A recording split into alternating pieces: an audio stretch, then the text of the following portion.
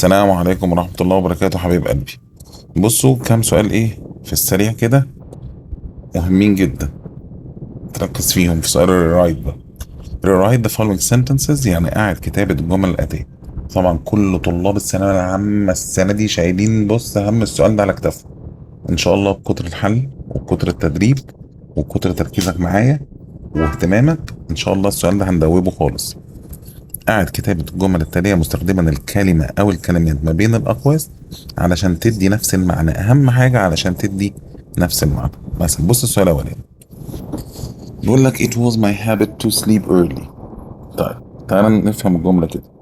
it was my habit to it was my habit to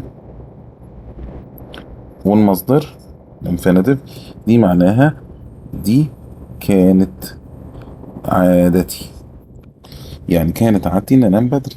طيب بيقول لك استخدم كلمة used. انت لازم تعرف انك بتحط كلمة وبتشيل كلمة. بتحط كلمة وبتشيل ايه كلمة. يعني ايه بتحط كلمة وبتشيل كلمة؟ طب used دي معناها كان معتاد. طيب اذا كلمة used دي بتساوي was my habit to. طب قاعدة used ايه؟ قال لك بتحط فاعل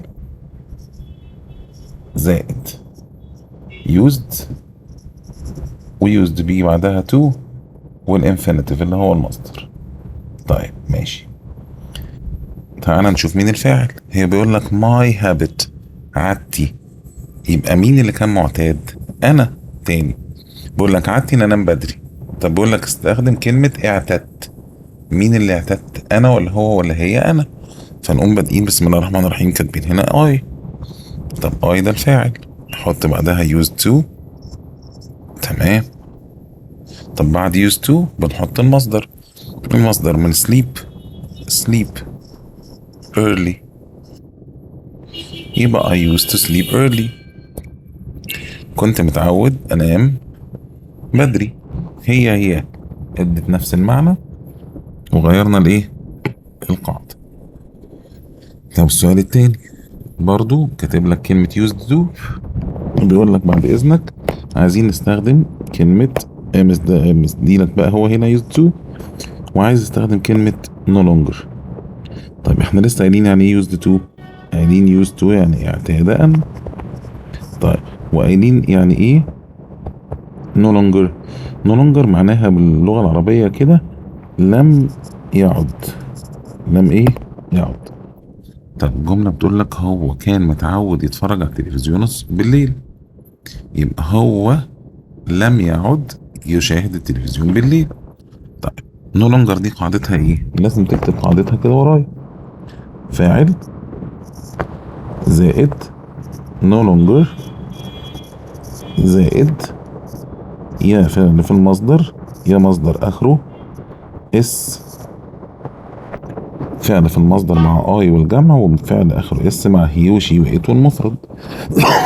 طيب مين الفاعل هنا؟ الفاعل هنا واضح اهو، هي. يبقى هي الخط ده شوية. يبقى هي no longer فاعل ونو لونجر. طب هي بياخد الفعل في المصدر ولا اخره اس؟ اخره اس. يبقى he no longer watches TV وكمل الجملة in the evening. طيب أمل had a habit of drinking soda a lot. طيب هنحط خط جميل تحت كلمة had a habit of drinking دي. ليه؟ لأن كلمة had a habit of drinking دي معناها had a habit of يعني كان عندها عادة. طب دي بتساوي كلمة used. طيب used في الماضي قاعدتها ايه؟ لسه قايلينها فوق اهي، فاعل used to والمصدر. طيب يلا ندور على الفاعل. مين الفاعل هنا؟ أمل. ماشي، بعد الفاعل عايز تحط used to،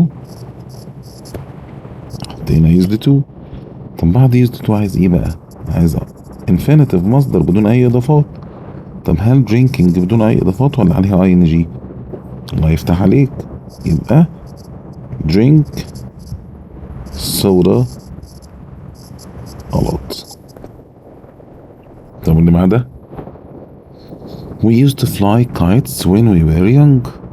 طب استخدم كلمة habit. بص كده في الجملة الأولى كلمة it was my habit to بتساوي used to، يعني هو هنا عايزك تشيل used to وتحط كلمة it was my habit to. خلاص كده خلصت. بس هنا my ولا our بقى؟ بص it was بدل my فوق هنخليها our. اشمعنى؟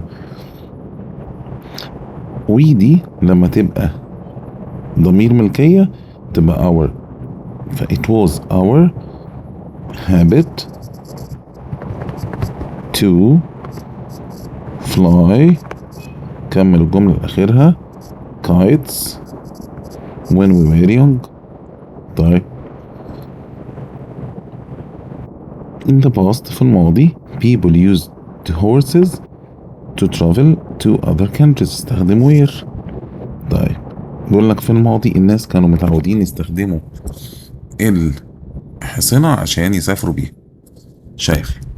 شايف كلمة where دي في قاعدة عندك اسمها where was أو where was أو where used to زائد الفيرب زائد ing.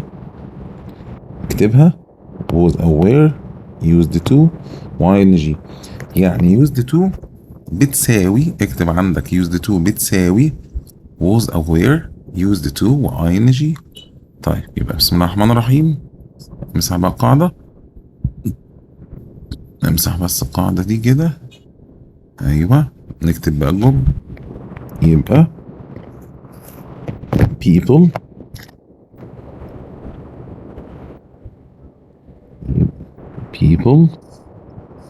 were used to بعدها ing يبقى traveling. وتكمل الجملة الأخيرة. 5 جمل ريرايت تفكر فيهم وتعيدهم وتزيدهم وتحفظ وتتابع معايا. هقول لكم معلومة، لو واحد جه قال لي يا بروف انا ما بعرفش احل، هقول له ايه؟ حل. يقول لي ايه ده ازاي؟ يعني انا بقول لك انا ما بعرفش احل تقول لي حل؟ طيب دلوقتي لو واحد جالك قال لك انا ما بعرفش اعوم وانت مدرب سباحة، هتفضل تشرح له على الشط ولا هتنزله؟ هتنزله الماء. واحد جه انت مدرب سواقة قال لك ما بعرفش اسوق، تقول له سوق، يلا نسوق. انت ما بتعرفش تحل، نعمل ايه؟ نحل ونحل ونحل ونحل. ربنا يرضيكم ويوفقكم ويهديكم يا رب. اشوفكم في فيديو تاني. سلام.